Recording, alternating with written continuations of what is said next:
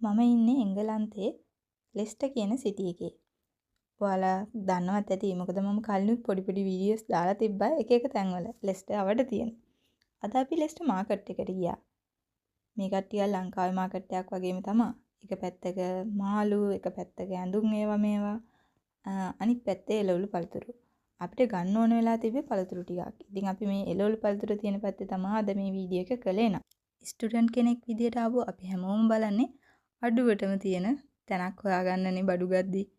ඇත්තටම UK වල super market price වලට වඩා පළතුරු ගන්නවා නම් මම රෙකමන්ඩ් කරන්නේ ලෙස්ටර් මාකට් එක. ලෙස්ටර් වල ඉන්න කෙනෙක්ට මම අනිත් සිටි ගැන නම් දන්නේ නැහැ. මම හිතන්නේ අනිත් සිටි වලත් මාකට් නම් ඇති. අපේ ලෙස්ටර් සිටි එකේ තියෙන මේ මාකට් එකේ ඇත්තටම පළතුරු නම් ගණන් අඩුයි. පොලුත් තිබ්බා. ඇත්තටම එක එක જાතිය පළතුරු පෙලක් පළතුරු වල නම් අපි දන්නෙත් නැහැ.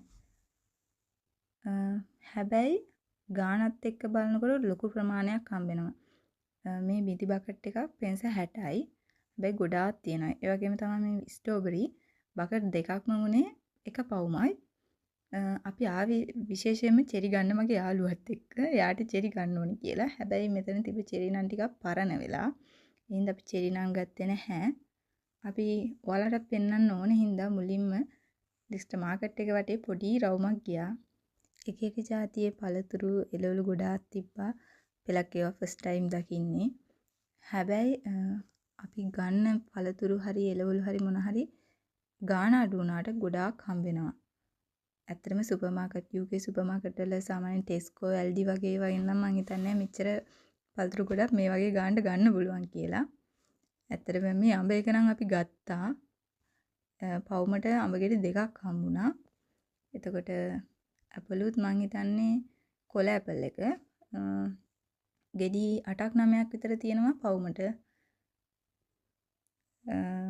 එතකොට අලිගැට peer තව මිදි හැම එකම හරිම ලාභයි. ඒ වගේම අලුත් පළතුරු මේ ඔක්කොම පෙලක් තැන්වල නම් පොඩ්ඩක් තැලිච්ච පරණ වෙච්ච ඒවා තියෙනවා. ඉතින් අපිට ඒවා ඕන එකක් තෝරලා ගන්න පුළුවන්. මොකද මෙයාලා බකට් වල දාලා පේන්නමනේ තියෙන්නේ. ලෙස්ටර් වල ඉන්න කෙනෙක් නම් අනිවාර්යෙන් යන්න ඕන. විශේෂයෙන්ම සමහරක් එළවලු නම් UK සුපර් මාකට් ප්‍රයිස් එක තමයි මම හිතන්නේ අඩු මෙහෙට වඩා. හැබැයි ඉඟුරු සුදු ලුණු නම් ඇත්තටම මාකට් ප්‍රයිස් එක අඩුයි.